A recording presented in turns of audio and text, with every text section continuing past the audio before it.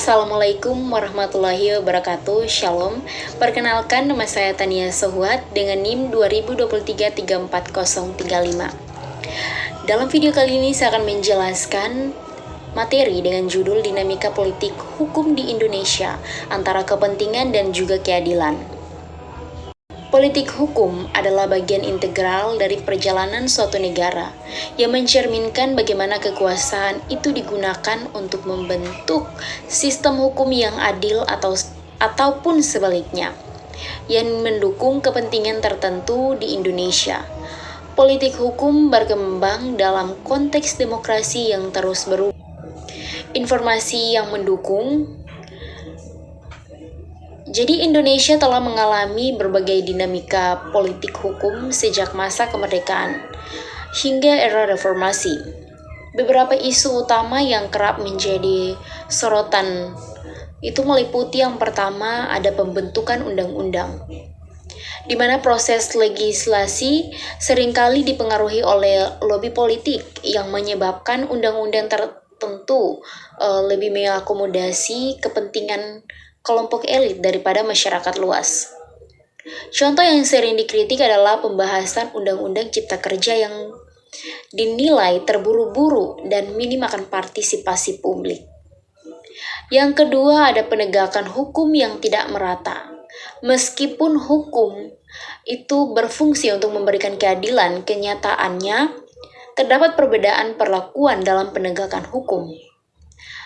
Kasus-kasus korupsi yang melibatkan pejabat tinggi itu seringkali diselesaikan dengan hukuman yang ringan dibandingkan dengan kasus serupa yang melibatkan masyarakat kecil. Kemudian yang ketiga ada politik dalam lembaga-lembaga penegak hukum. Lembaga penegak hukum seperti KPK, Polri, dan Kejaksaan sering menghadapi intervensi politik sehingga menimbulkan dilema independen dalam menjalankan tugas dan fungsinya.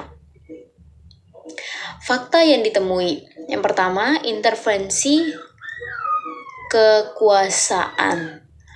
Jadi, banyak pengamatan hukum dan politik yang mengkritik intervensi politik dalam proses legislasi dan peradilan. Hal ini semakin mencuat ketika terdapat dugaan pelemahan KPK terhadap revisi Undang-Undang KPK pada tahun 2019. Kemudian yang kedua ada korupsi di lembaga negara. Transparency International melaporkan skor indeks persepsi korupsi atau IPK Indonesia yang stagnan menunjukkan masih kuatnya praktik korupsi termasuk di lembaga legislatif. Dan yang ketiga itu kesenjangan sosial dalam penegakan hukum. Contoh nyata adalah perbedaan perlakuan terhadap pelaku kriminal dari kalangan elit dibandingkan dengan rakyat biasa. Dari materi ini dapat disimpulkan bahwa politik hukum di Indonesia berada di persimpangan antara idealisme keadilan dan pragmatisme politik.